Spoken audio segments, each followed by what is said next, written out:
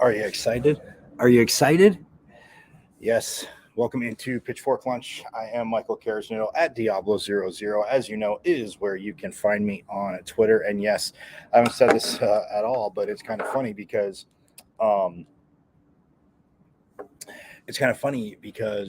that is a perfect name for a homer. And that's why I went with at Diablos00 for his Devils, because there's a lot of, obviously, sports teams of Sun Devils or ASU or Sun Devil Volleyball. So I just went with that. Diablo00 on Twitter is where you can find me. Yes. And coming to you live on Twitter, also on my Facebook. And last but not least, like I always say, please do not forget to subscribe to the YouTube channel. M as in Michael, V as in Victory, C005 on YouTube. Search it, subscribe, and we will have an awesome time. But yes, like I said, are you excited? It was a phenomenal night last night here at Mullet Arena. This is actually where I am at now. But anyway, yes, it was a phenomenal night. And the Sun Devils swept the Wildcats in 3 to remain undefeated, 13-0 for the Sun Devils as they go undefeated. And I'll say this, it was 25-22, 25-21 in that third set. They really pulled away, 25-15. They had the crowd behind him here at Mullet Arena. It was just awesome. It was just awesome. And they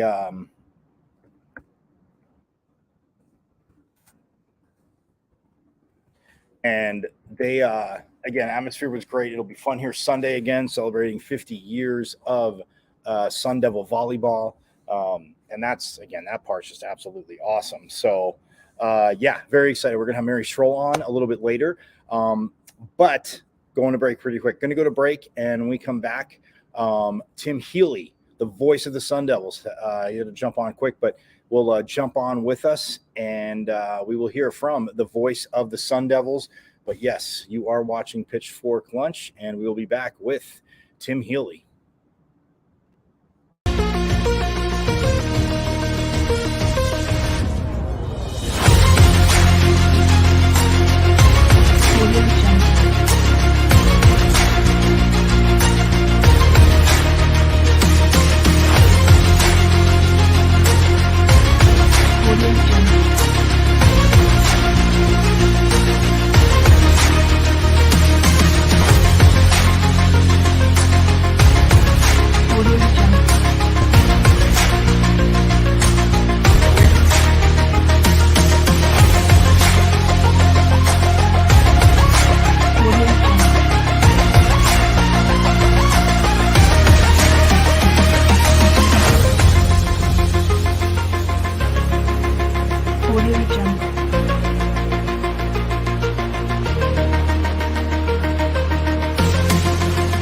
Here on Pitchfork Lunch, yes, the ultimate ASU homer show for an alum that's been in the media, that's covered junior college sports and everything, but covered ASU, has been going to games for years, and so stoked. I talked about it. The next gentleman joining us, the voice of the Sun Devils, the 26-year radio voice of the Sun Devils, but 10 years before that on TV. I mean, you got to be an honorary graduate. Tim Healey joining me. Tim, first of all, thanks so much for taking the time for coming on my new show. And I know I've talked to you throughout the years, and, you know, you've been a busy man, great memory, but you know I'm the ultimate homer. Yes, I can be fair, but that's why I had to create this show, because like I said in the beginning, when I started the show 2 weeks ago, not everything is rainbow and unicorns. Yes, if something bad comes out, I will talk about it, but we always don't have to focus on the negative. There's a ton of sports going on at ASU. But like I said, 36 years with this program. And I will say this, because I don't know if I ever told you this, two of my cousins and one of my really good friends graduated from a Big Ten school that I'm cool with. You're a Penn State alum. So that's why I even more so love having you on the show. But, man, 36 years, it just went by like a blink of the eye, right? Yeah, just like in the snap of a finger, Michael. I mean, it's crazy. I did their television, as you said, ASU's television for 10 years from, 1988 to 97 on Channel 3. We did select games on TV over the years. When I first started in 88, we were able to do a lot of the Saturday night home games live, which was, ASU was coming off the 86 Rose Bowl. Interest in the program was at an all-time high, and the Cardinals hadn't come to Tempe yet. They moved in, obviously, in 88, the same year that I returned. And it was just a lot of fun and excitement doing the games live. But then after a couple of years, like in the early 90s, as the 90s started, we started seeing the development of these cable networks that forged packages with the Pac-12 conference. I think Prime Network or Prime Ticket, based in Los Angeles, back in the early 90s, used to have a package to televise Pac-12 football games.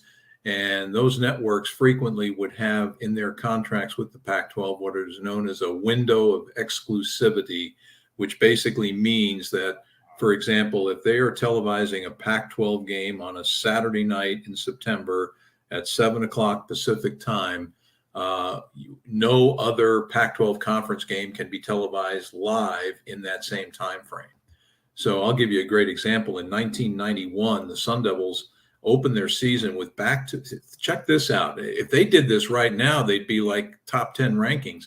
They opened their season with back-to-back road wins at Oklahoma State and USC, and came home in week 3 to open their home schedule against the powerful Nebraska Cornhuskers. And we could not televise that Nebraska game live in the Valley on that Saturday night because Prime Ticket was showing an Oregon USC game. And this was when neither Oregon nor USC was at the level they generally are in that season. An Oregon USC game that nobody cared about on Prime Network. So we had to tape delay the Nebraska game. The game started at 7. We showed it at 10:30 that night, right after the 10 o'clock news on Channel 3. And as the 90s ensued, most of the games we televised were tape delays. And you just, as a TV station, don't make the kind of money with ad revenue on a tape delay that you do on a live telecast. So we started doing fewer and fewer games. The problem is I got bit bad by the play-by-play bug. I love the work, and I just kind of got tired of the job of just doing 3 or 3.5 minutes of sports on the nightly news, and I really wanted to get into play-by-play.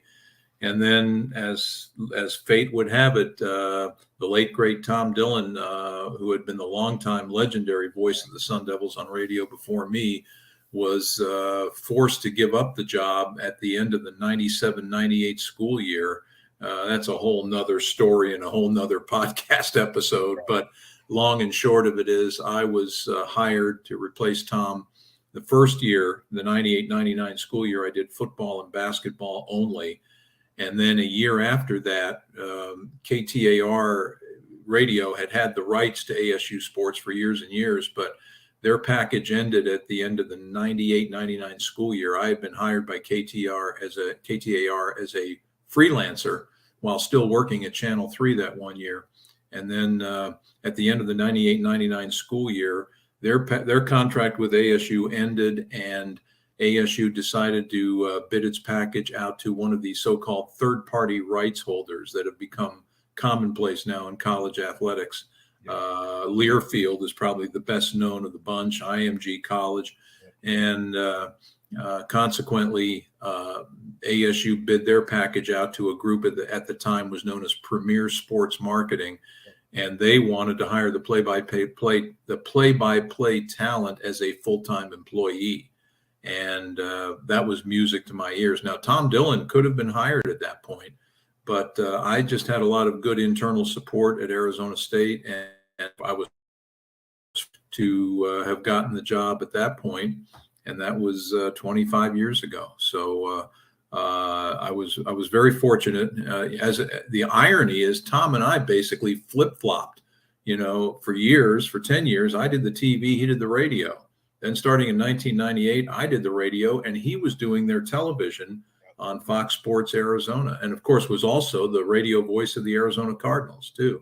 So anyway, that's the Crib Notes version of how I got this job. And 26 years later, I'm still in it, and still relatively healthy, and still enjoying the work. It would be a lot more fun if we could start winning a few more football games and basketball games and baseball games, and hopefully all that's going to happen in due time. But that's kind of the Crib Notes version of how I got here today.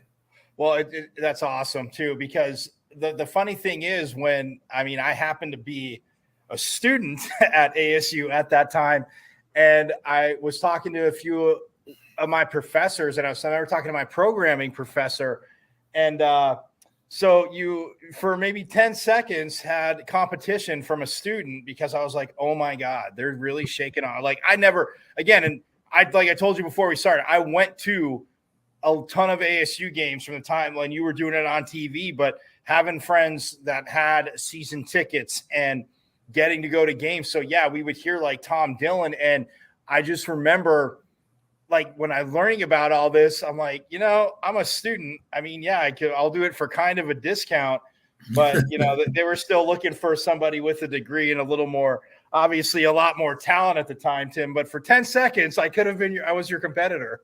Not that I had any shot being just starting in the program too, by the way. But no, that's awesome.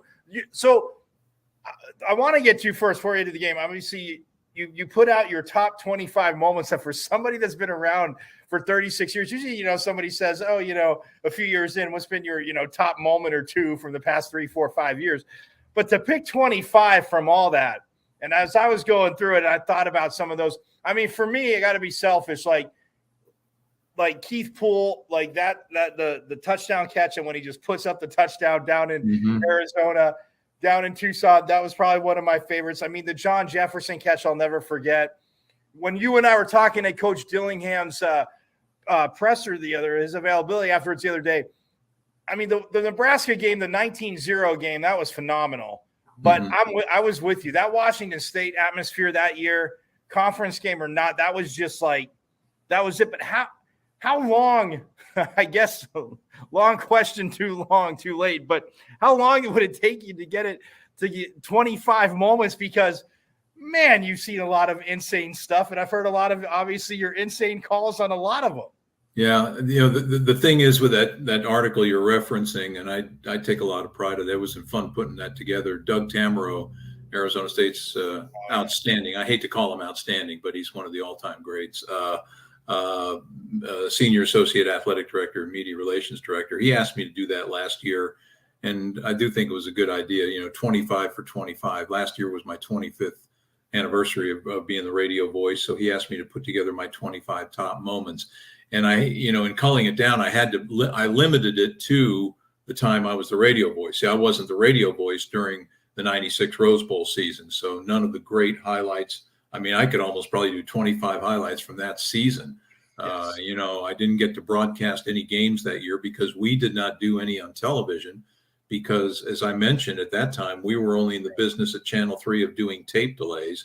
And we didn't do any telecast of a game that was shown live nationally or shown on another network. And because the Sun Devils were one of the hottest items in college football in 1996, most of their games were either on ABC or ESPN or one of the networks. So right. I didn't actually do any telecast that year, but I hosted Bruce Snyder's weekly television show. And in that capacity, as well as my role as a Channel 3 sportscaster, and with ASU football being the big news sports story in the entire state at that time, I was at every game and have a lot of great memories of those games in 1996. But for the purposes of my article, I limited it to the time since I have been the radio voice. And I have a pretty good memory. And as I just started going through the years, I just tried to pick out what were some highlights and then count them up and see how many I had. And I was over 25. I probably came up with, 30 or 35 and just had to start culling them down. But I wanted to get each of the three sports I do. Of course, I'm also the voice of men's basketball and baseball. And I wanted them all to have, good representation just because they deserve it, but also because, I have great memories in basketball and in baseball too. And that was a lot of fun. And if any of your listeners have not seen the article, I'm sure they could find it on the Arizona State Athletics website, thesundevils.com. You can just Google Tim Healey 25 for 25, I think is what they called it. Yep. And I think it might be a fun trip down memory lane. And a lot of the highlights are accompanied by play-by-play clips of those particular games or those particular moments. In fact, Doug wants me to, in this being my 26th year, he has been asking me, and I need to get around the task of doing a 26th for the 26th year and go back and do the Des Cambridge shot heard around the world that beat the UofA back in late February, which honestly, right immediately vaulted into my top 2 or 3. In fact, I think most people, Michael, if they would guess, they would probably associate me with the Jail Mary call of from the USC game of 2014. Interesting topic since we're playing USC this weekend for the last time and who knows when. And then and probably secondly would be the Des Cambridge basket. But to be very honest with you, I am most prouder, I should say, of the call of the Des Cambridge shot than I am of the Jail Mary for whatever reason. But that was an absolutely electrifying moment back in February down in Tucson. And what made it so fantastic, other than the shot itself, and that we, for one of the few times in all my years in Arizona, beat the UofA in men's basketball at McHale Center, was that it was a terrific college basketball game. It was one of the best games I've seen in a long, long time. Two teams, two rivals that don't like each other, but just left it all on the court, back and forth. Really, really good game. And Kyle Dodd, my partner, and I were talking about it on the air. First of all, another element of that game was the fact that I had COVID previous 2 weeks, and I had missed the prior 2 weeks. That was my first game back after being sick for 2 weeks. And I don't know if it was the rest or what, but I just felt really good about the way the broadcast went. I'm my own toughest critic, but Kyle's like a son to me. I love working with him. All my partners are great, but Kyle is like a son to me. In fact, he's the same age range as my 2 kids. He's a year younger than my daughter, Katie Garrick, and he is 2 years older than my son, Joe, and has the same birthday as my wife, November 3rd. But so yeah, he's part of the family. But I just felt like we were in a good rhythm, and it was a terrific game. I mean, both teams played their hearts out, and even if the Sun Devils had lost, I would still say the same, that it was a great game. But the ending just was the cherry on top of the sundae, and is probably the single play that got Bobby's team into the NCAA tournament. And then they made a terrific run with 2 wins in the Pac-12 tournament, and just took Nevada to the woodshed in the for a play-in game in Dayton. And I still maintain, I mean, we're diverging off football, but I suppose these kind of broadcasts you can diverge all you want. I still maintain that if we had beaten TCU, and almost did, obviously, but if we had held on to that lead and beaten TCU in Denver, I really think the Sun Devils were playing really, really well at that time. And I think they would have given Gonzaga a really good game in the round of 32, the game that was played in Denver that following Sunday night.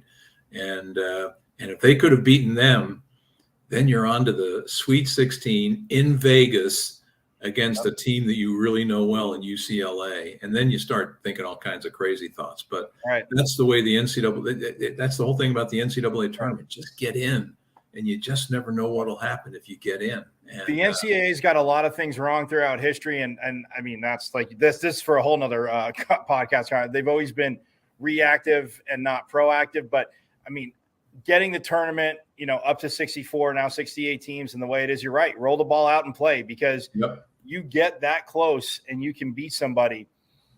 You just never know. It's the ultimate. It's the ultimate. You just never know. You just want a chance, to get in. I mean, the teams say that in all sports. I'm sure all the baseball teams, Major League Baseball teams that are going to be beginning the playoffs in October are feeling the same way. Like the Diamondbacks, if they just get in, maybe they get on a roll. Your pitching starts, locking in and so forth. Everything is the focus is just a little bit sharper. But I think that's the way it is in the NCAA tournament as well. And who would have predicted in 2021, the COVID year, that Oregon State got within a game of the Final Four in 2021. And for all the conferences that were allegedly better, because me, the winningest conference in the tournament was the Pac-12, and it just sucked that because what was it? There was 2 Pac-12 teams that were matching up in the Elite Eight. UCLA went to the Final Four. Oregon State and USC, I think, made it to the Elite Eight, and Oregon was in the Sweet 16 that year. I mean, it was a remarkable run for the Pac-12. And but I mean, but that was that Des Cambridge shot, which led to all that. I think certainly vaults right near the top of my 25. Doug would ask me to do an article to make it 26 for 26, but it probably it's in the top 5 for sure. I mean, the St. Mary's there, and the other one of the other highlights for me. It was the 2005 Sun Devil baseball team's run to the College World Series in Omaha, which was absolutely remarkable.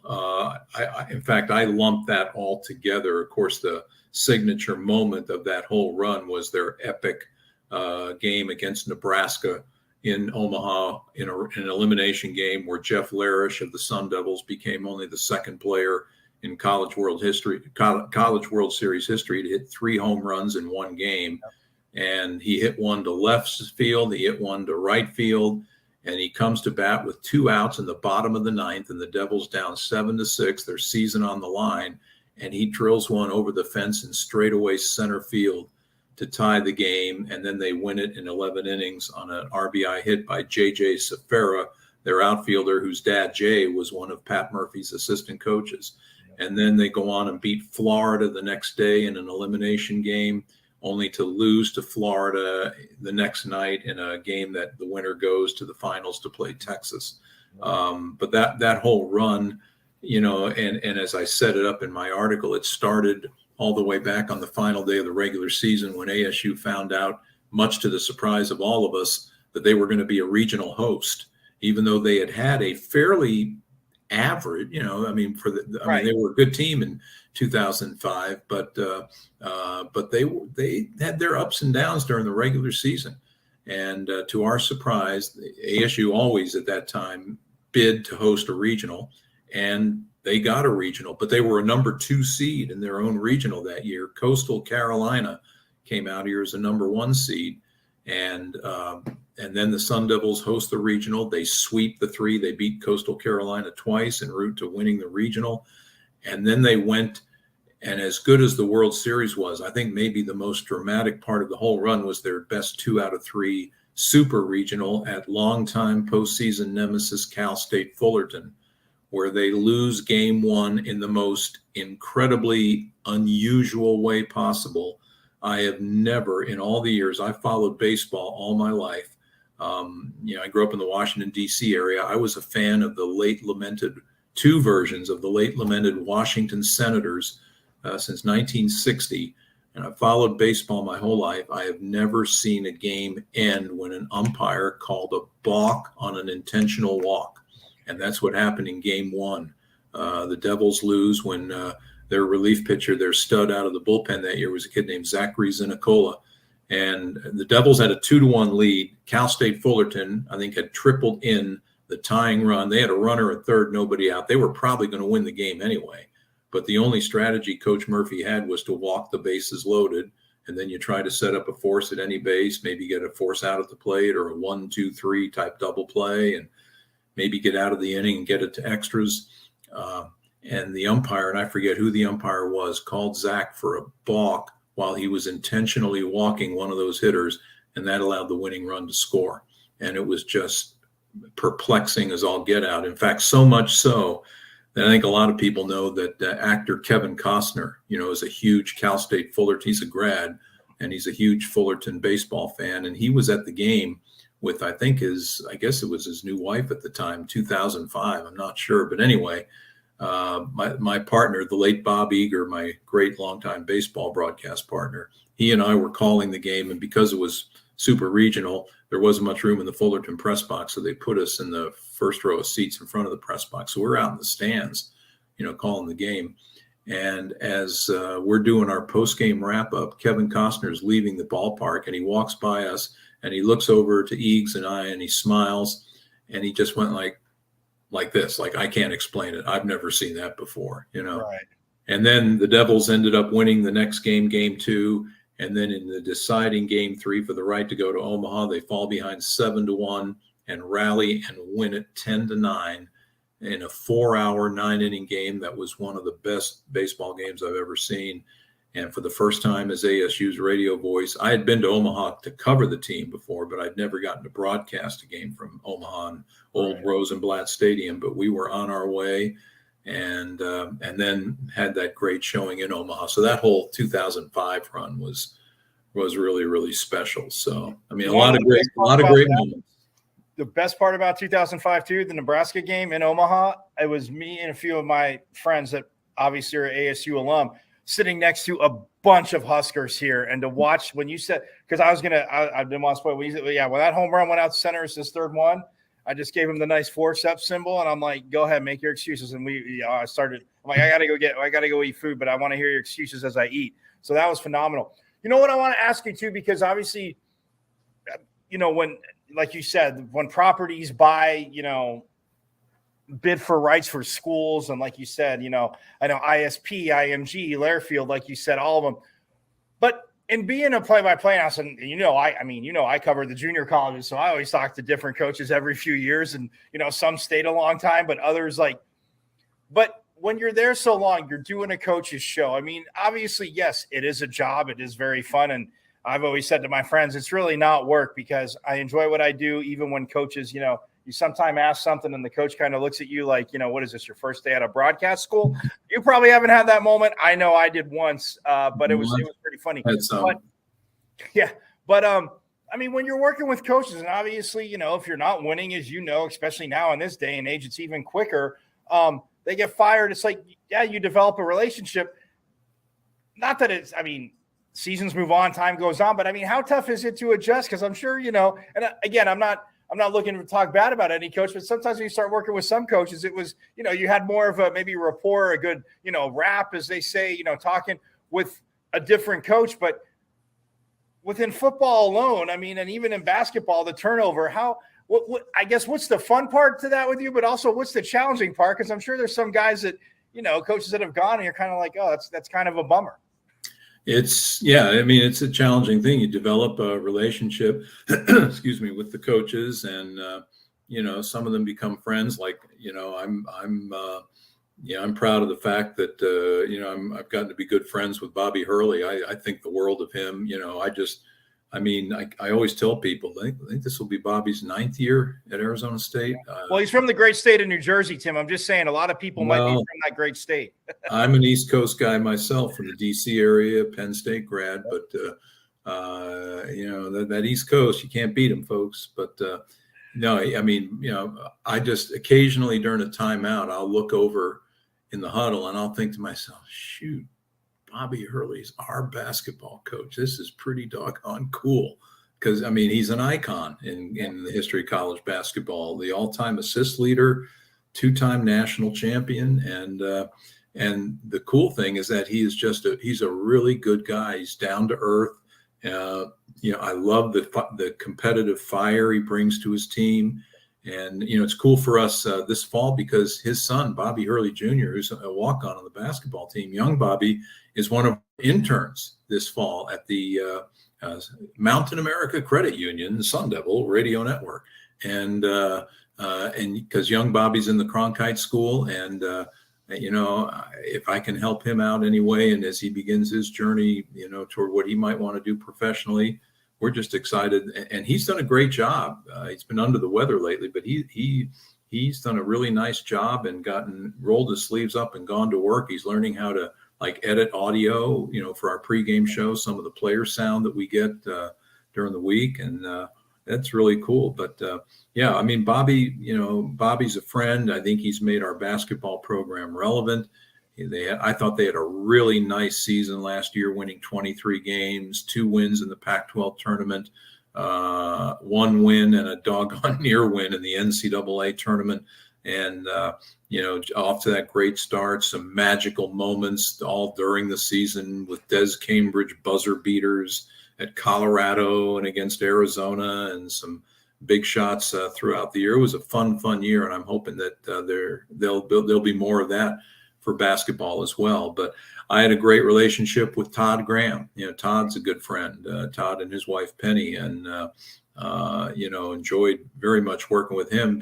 That's when I started feeling old, Michael, because Todd was growing up in the Dallas area when I was a television sportscaster in Dallas in the early 1980s. And he and Penny both remember seeing me on Channel 4 TV in Dallas from 1979 to 83.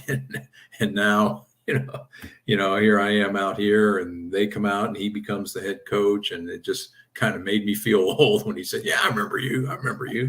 And, but yeah, that's an interesting point. You do develop, relationships with coaches, and, and I'm going to say it here. I had a good relationship with Herm Edwards. Herm's a good man, and he and he was with me, and I enjoyed working with him, and, the interviews with him, it was almost like, a little bit of football 101 when I talk with him. And it's just so unfortunate the way things unfolded at the end of his tenure here. But, I judge people on how they are to me, and Herm was always great to me. And, and I just regret that things happened and things ended the way they did and so forth. But, but most of the coaches, I've been lucky, to have had good relationships with the overwhelming majority of the coaches in all 3 sports that I've worked with here.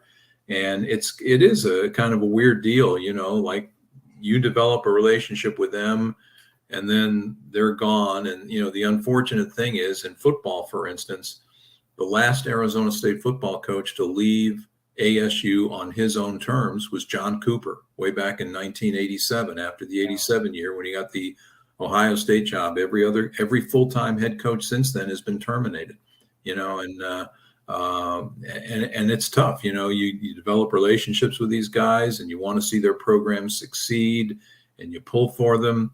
and then they're out, and as you move on, you want to maintain your friendship or relationship with these coaches.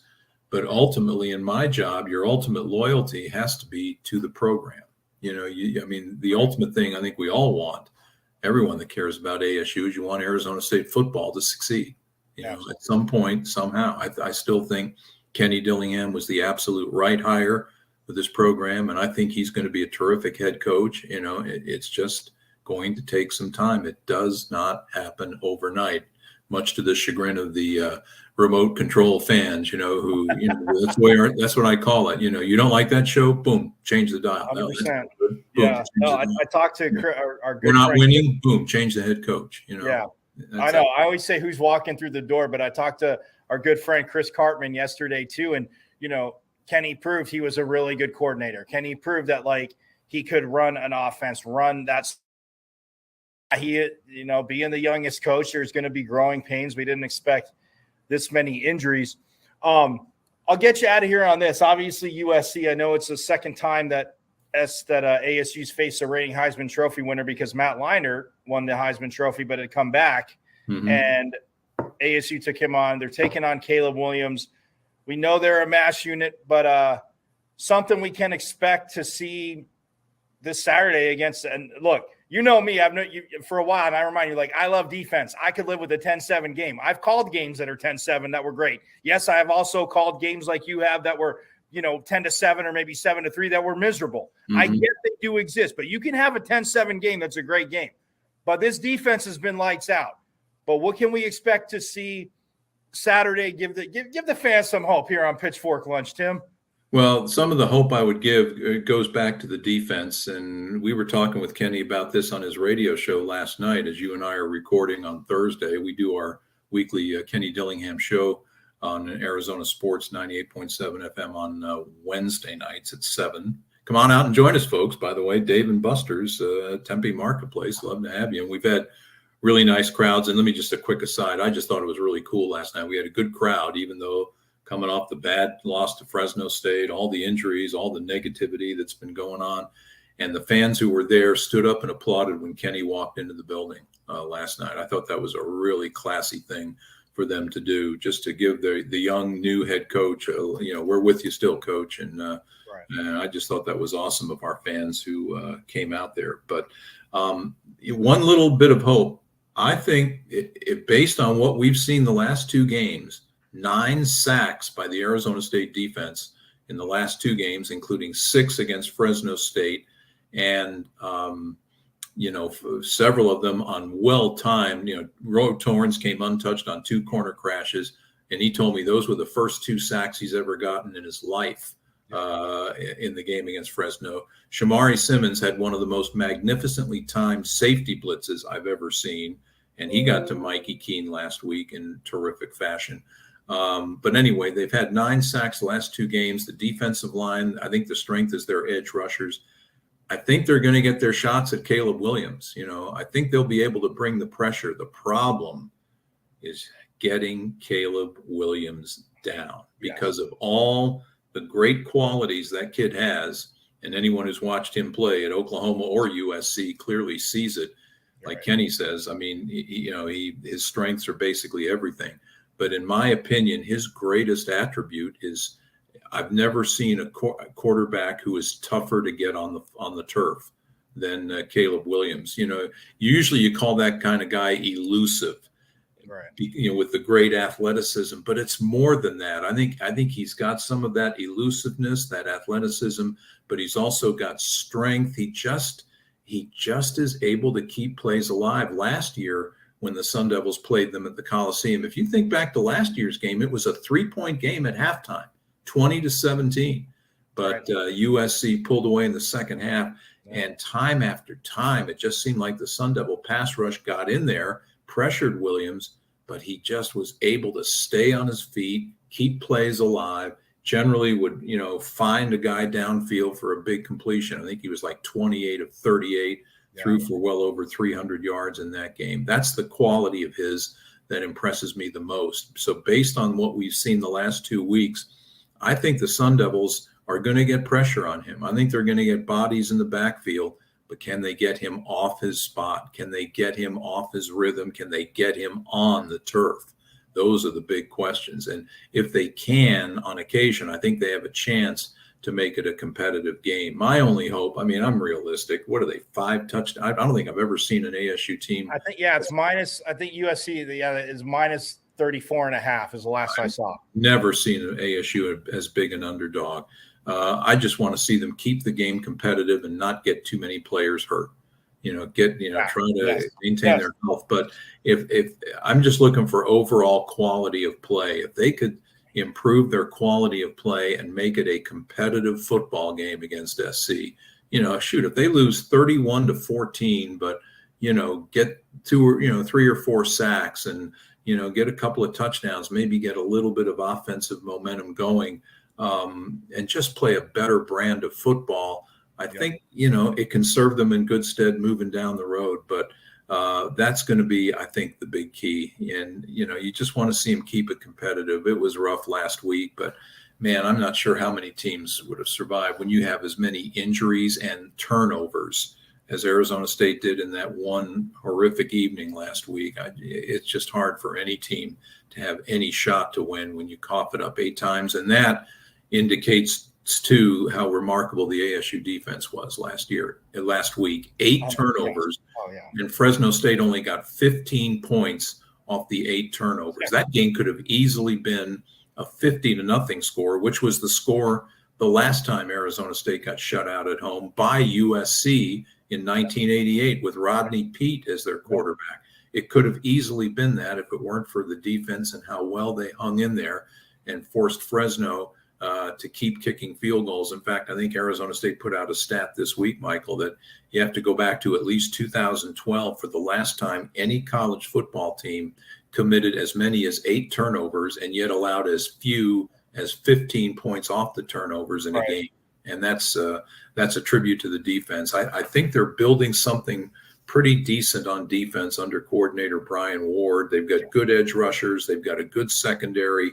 I think they're going to get Anthony Cooper back in the middle. Deshaun Mallory, who is a terrific kid, the Michigan State product. He was our guest on the show last night, and that kid has a future in broadcasting. I mean, he was just tremendous. But he's been a rock inside with B.J. Green and Prince Dorba and Clayton Smith. I think they've got some twitch on the edge. Ro Torrance is a good cornerback. So too is Ed Woods and Demetrius Ford. Shamari Simmons and Chris Edmonds have been a solid duo at safety. And I love Coach Ward and his scheme. He brings a lot of pressure and a lot of aggressiveness. I think they're starting to build something on defense, and if the offense can soon catch up, maybe this season won't be the grind that so many people think it will be. But first things first, I mean, they're going up against a great team, the leading candidate for a second straight Heisman Trophy, a guy that's almost impossible to get on the turf. But see how that unfolds tomorrow. Will they get the pressure? I think they're going to get the pressure. The question is, are they going to get the sacks? Yeah, I said earlier that USC is very good, and it wasn't trying to be silver lining like ASU can win the game. The offense, like we've obviously said, has to score points, but USC hasn't faced a D-line like ASU's yet this season. So that's one thing to look forward to. One of my favorite stats from when you're saying the 15 points, Fresno State got a turnover. They had a 3-play 0-yard drive. That says it all about what you said about defense. Tim, I'm going to leave you on this, though. If at some point, I'm thinking, and again, it's not about crashing your party. I just want to have an invite to your party. But for the Arizona game, if you need some more Homer content, I know FCC rules, so you can tell anybody above. I would not mind throwing out UofA facts, because I have like you do. I have a lot of worthless knowledge picking on UofA facts. So, if you wanted to join in the booth, if I could, pay homage to you in there during that game, if you could work it out. My friends always said they would love to see mine and yours comedy party on that, because they know I'm the biggest homer. Fair, yes, when I have to be, from the journalistic hat when I'm wearing it, to say the least. But I'm just saying, if you wanted to work something out for the Arizona game, I got them a better material, except for you. I got better material than most, and to pick on U of A is, in a polite, fun broadcast way, I can do for you. And then I can I can take all the hate on Twitter, and you don't have to. I'm sure you can. I'm sure you'd fill the bill very nicely. And my U of A thing is I had to live here a full 8 years before I ever saw the Sun Devils beat the Wildcats in football. Yes. I moved here in 1983, same year that Lute Olson did, by the way, Yep. and started work at Channel 10 back then. And that was right at the beginning of I think a 9-year stretch where the Sun Devils could not beat the Wildcats in football. They went from 82 to 90 inclusive with, I think it was 8 losses and a tie back in 1987. And finally in 1991, they broke through with a dominant victory over Arizona. In fact, it was interesting. Last week before the game, I was on Fresno State radio to preview the game, and Fresno's color commentator on radio is none other than their longtime former highly successful head coach, Pat Hill. Oh, yeah. And Pat was anywhere. and he was a member. Pat Hill was a former assistant to Bill Belichick with the Cleveland Browns. In fact, I don't know if you've ever seen one of the NFL Network's best documentaries. Is a show called Cleveland '95. It's a look back at the '95 Cleveland Browns staff of Bill Belichick's. That was their last year in Cleveland before the Browns moved to Baltimore and became the Ravens. But what a star-studded staff it was. Nick Saban was their defensive backs coach. Kirk Ferentz, the now head coach, the longtime head coach at Iowa, was, I think, the offensive line coach of the Browns. And then they had, Pat Hill was an assistant to Belichick that year in Cleveland. And then a whole bunch of guys that ended up being NFL general managers like Scott Pioli and Thomas Dimitroff. Dimitroff was the general manager of the Falcons. Scott Pioli, I think, was with the Kansas City Chiefs. All these people were what they used to call slappies. They were like the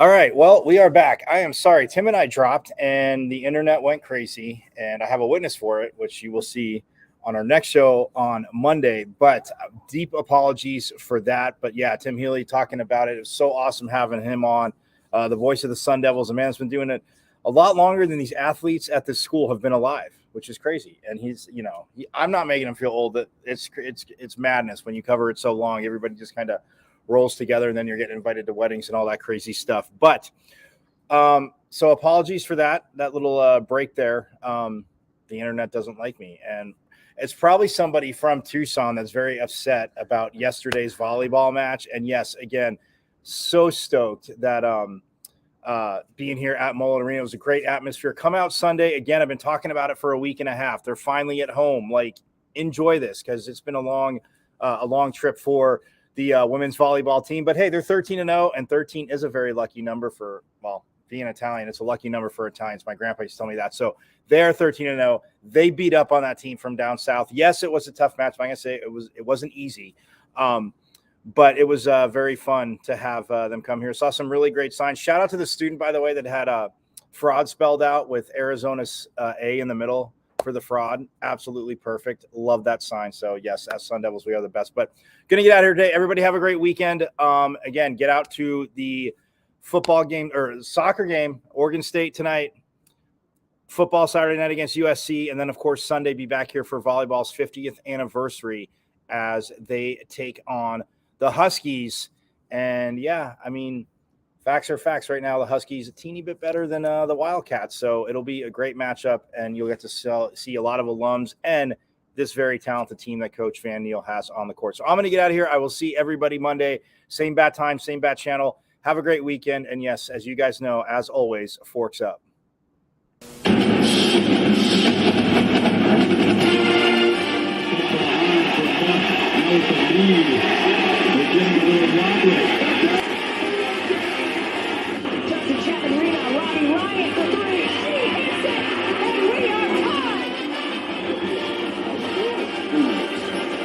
Cherry's three. Johnny Walker mashing up against control. His shot. Bruce score. They score. They tie the game up 2-2. Some drives out for Robbie Ryan. Her three right on the money. This is Taya Hansen for three. Other side of the rim with a pretty reverse. Wow. 5 seconds to go. Find Hawk. Hawk spins. It rolls on. And Arizona State wins it. Edward pulls off. And buries the puck. Daniels takes the shot for